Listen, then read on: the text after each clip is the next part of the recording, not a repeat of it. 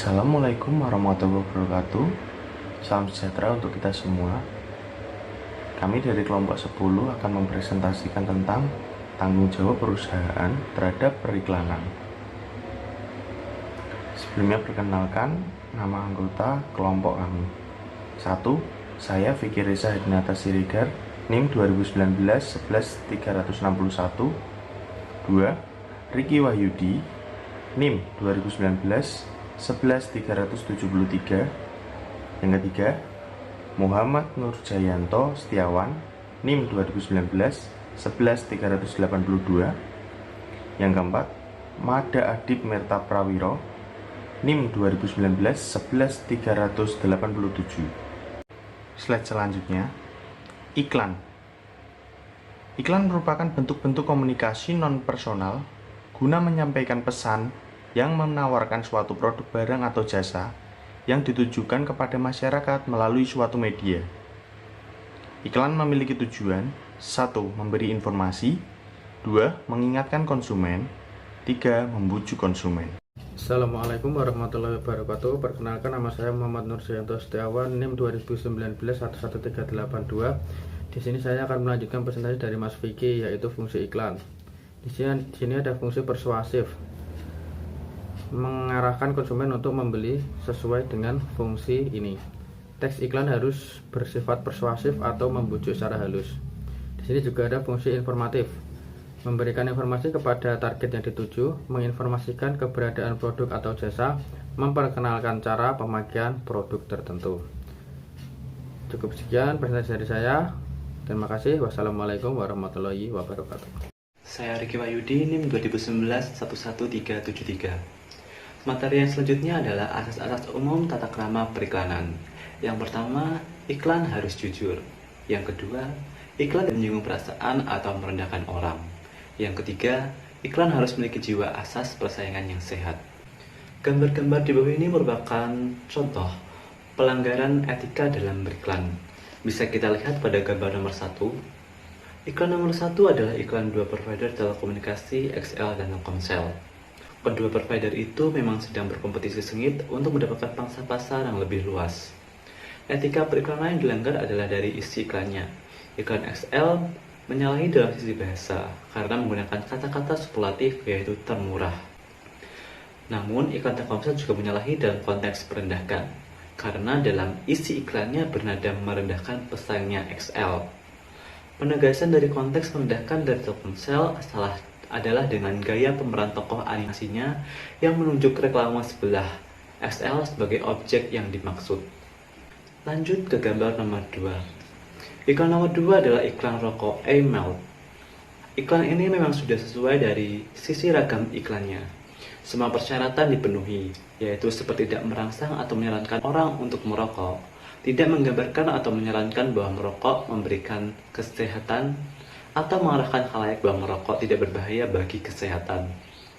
Tidak memperagakan atau mengungkapkan dalam bentuk gambar atau tulisan, bungkus, atau batang rokok. Namun, dari sisi isi iklan sangat bermasalah, yaitu terdapat teks mula-mula malu-malu lama-lama mau dan dipertegas dengan pemeran pria dan perempuan yang sedang setengah berpelukan. Iklan ini melanggar tata krama terkait dengan pornografi, porno aksi karena mengeksploitasi seksualitas. Terakhir, gambar nomor 3. Iklan nomor 3 adalah dari produsen sepeda motor, yaitu Honda. Dalam iklan tertulis, yakin di depan. Biasa aja tuh. Semua orang sudah tahu bahwa slogan di depan adalah milik kompetitor Honda, yaitu Yamaha.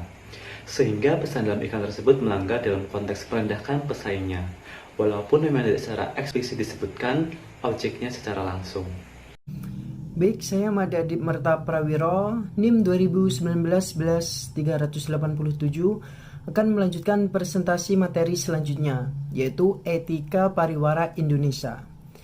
Etika Pariwara Indonesia ini sudah disepakati oleh Organisasi Periklanan dan Media Massa di tahun 2005. Berikut kutipan beberapa etika periklanan yang terdapat dalam kitab EPI, antara lain tata krama isi iklan.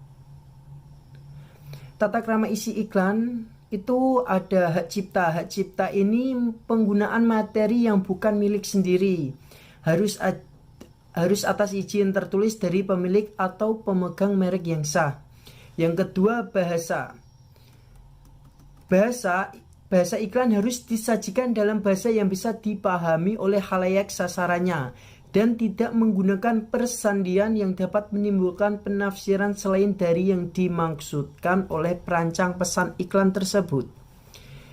Lalu tidak boleh menggunakan kata-kata superlatif seperti paling, nomor satu, top, atau kata-kata berawalan ter. Penggunaan kata 100% atau murni atau asli untuk menyatakan sesuatu kandungan yang harus dapat dibuktikan dengan pernyataan tertulis dari otoritas terkait atau sumber otentik. Lalu penggunaan kata halal dalam iklan hanya dapat dilakukan oleh produk yang sudah memperoleh sertifikat resmi dari Majelis Ulama Indonesia atau lembaga yang berwenang.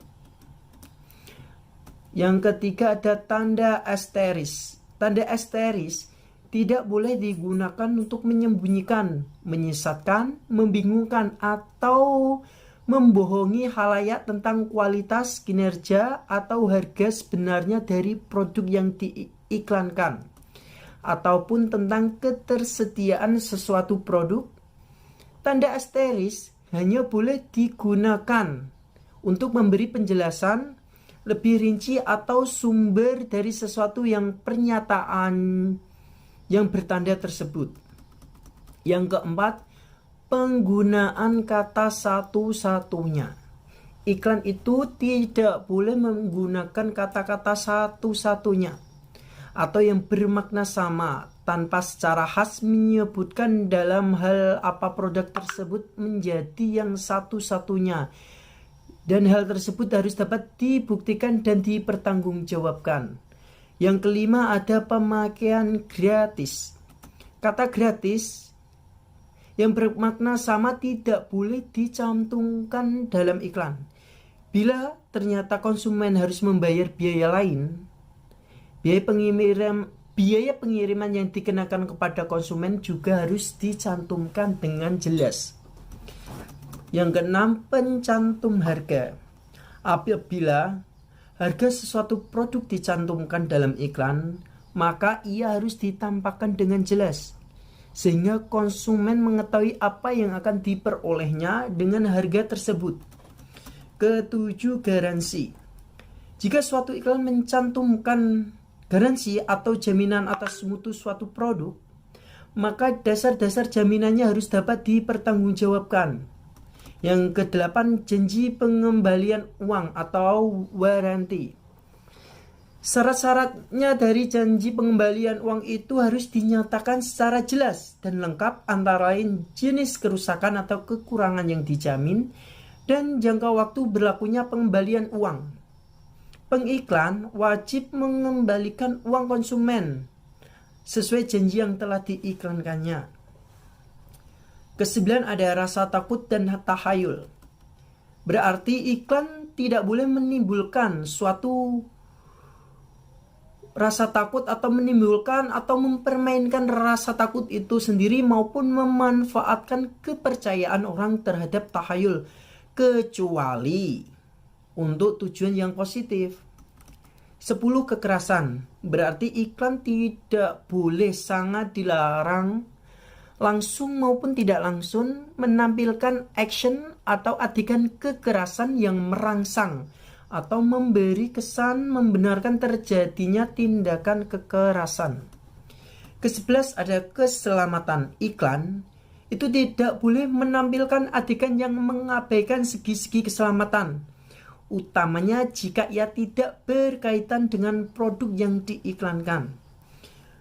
Yang ke-12 ada perlindungan hak-hak pribadi. Iklan tidak boleh menampilkan atau melibatkan seseorang tanpa terlebih dahulu memperoleh persetujuan dari yang bersangkutan, terkecuali dalam penampilan yang bersifat massal atau sekedar sebagai latar, sepanjang penampilan tersebut tidak merugikan yang bersangkutan. Yang ke-13, hiperbolisasi.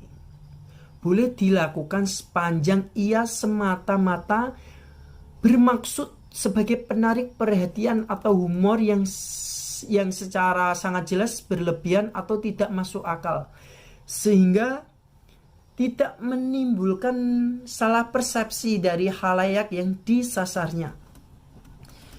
Ke-14 ada waktu tenggang atau elapsed time. Iklan yang menampilkan adegan hasil efek dari penggunaan produk dalam jangka waktu tertentu harus jelas mengungkapkan memadainya rentang waktu tersebut. Yang ke-15, penampilan uang. Berarti penampilan uang ini, penampilan dan perlakuan terhadap uang dalam iklan harus sesuai dengan norma-norma kepatutan. Dalam pengertian tidak mengesankan pemujaan ataupun pelecehan yang berlebihan. Iklan tidak boleh menampilkan uang sedemikian rupa sehingga merangsang orang untuk memperolehnya dengan cara-cara yang tidak sah. Iklan pada media cetak tidak boleh menampilkan uang dalam format frontal dan skala 1:1, berwarna ataupun hitam putih. Lalu penampilan uang pada media visual harus disertai dengan tanda spesimen yang dapat terlihat jelas. Ke-17, kesaksian konsumen atau testimoni. Pemberian testimoni hanya dapat dilakukan atas nama perseorangan, bukan mewakili lembaga, kelompok, golongan, atau masyarakat luas. Kesaksian konsumen harus merupakan kejadian yang real atau benar-benar dialami, tanpa maksud untuk melebih-lebihkan. Kesaksian konsumen harus dapat dibuktikan dengan pernyataan tertulis yang ditandatangani oleh konsumen tersebut. Identitas dan alamat pemberi kesaksian jika diminta oleh lembaga penegak etika harus dapat diberikan secara lengkap. Pemberi kesaksian pun harus dapat dihubungi pada hari dan jam kantor biasa. 18, anjuran atau endorsement. Pernyataan klaim atau janji yang diberikan harus terkait dengan kompetensi yang dimiliki oleh penganjur. Lalu pemberian endorsement dapat dilakukan oleh individu, tidak diperbolehkan mewakili lembaga, kelompok, golongan, atau masyarakat luas. Yang ke-19 itu ada perbandingan. Perbandingan langsung dapat dilakukan, namun hanya terdapat aspek-aspek teknis produk dan dengan kriteria yang tepat sama. Jika perbandingan langsung menampilkan data riset, maka metodologi, sumber, dan waktu penelitiannya harus diungkapkan secara jelas.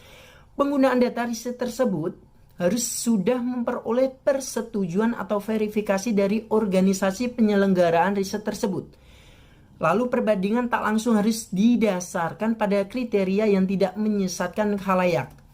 Ke-20 ada perbandingan harga. Perbandingan harga dapat dilakukan apabila terhadap efisiensi dan kemanfaatan penggunaan produk dan harus dengan penjelasan atau penalaran yang memadai. 21 ada merendahkan, berarti iklan tidak boleh merendahkan produk pesaing secara langsung maupun tidak langsung, itu sangat dilarang. Itu ada peniruan. Iklan tidak boleh dengan sengaja meniru iklan produk pesaing sedemikian rupa sehingga dapat merendahkan produk pesaing ataupun menyesatkan atau membingungkan khalayak. Iklan tidak boleh meniru ikon atau atribut khas yang telah lebih dulu digunakan oleh sesuatu iklan produk pesaing dan masih digunakan hingga kurun 2 tahun terakhir. Tak terasa kita sudah di penghujung presentasi pada hari ini. Harapan kami dari kelompok 10, teman-teman bisa dan mampu memahami tentang tanggung jawab perusahaan dalam periklanan. Akhir kata, apabila ada penyampaian materi yang kurang berkenan, mohon maaf sebesar-besarnya. Terima kasih. Wassalamualaikum warahmatullahi wabarakatuh.